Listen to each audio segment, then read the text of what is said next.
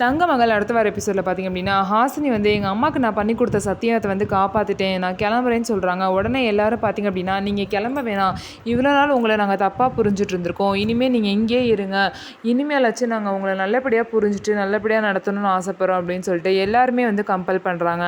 உடனே வந்து முத்துப்பாண்டி பார்த்திங்க அப்படின்னா ஹாசினியை, இல்லை நீங்கள் இங்கேருந்து கஷ்டப்பட்டது போதும், நீங்கள் கிளம்புங்க அப்படின்னு சொல்லிட்டு முத்துப்பாண்டி மட்டும் ஹாசினியை கிளம்ப சொல்கிறாங்க. உடனே தாரணி பார்த்திங்கன்னா, ஏன்னா ஈஸியாக அவங்களை கிளம்ப சொல்கிறேன், அவங்க நினைப்பு இல்லாமல் உன்னால் ஒரு நாளாவது ஓட்ட முடியுமா, 24 மணி நேரத்தில் அவங்கள ஒரு தடவை கூட உன்னால் நினைக்காம இருக்க முடியுமா அப்படின்லாம் சொல்லிட்டு முத்துப்பாண்டி கிட்டே கேட்குறாங்க. அதுக்கு முத்துப்பாண்டி யோசிச்சுக்கிட்டே நிற்கிறாங்க.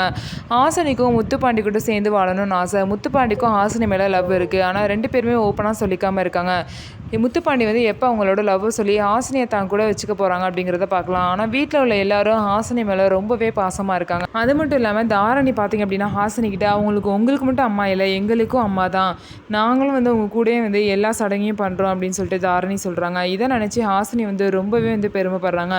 இப்படி ஒரு குடும்பம் கிடைச்சதுக்கு ஹாசினி வந்து கொடுத்து வச்சுருக்கணும். ஸோ என்ன நடக்க போது, ஹாசினி வந்து தொடர்ந்து இங்கேயே இருக்க போகிறாங்களா அப்படிங்கிறத பொறுத்து வந்து பார்க்கலாம். நம்ம வீடியோ உங்களுக்கு பிடிச்சிருந்தா நம்ம வீடியோவை லைக் பண்ணிக்கோங்க. அதுக்கப்புறம் மறக்காமல் நம்மளோட சேனலை சப்ஸ்கிரைப் அண்ட் ஹைப் பண்ணிவிட்டு பாருங்கள்.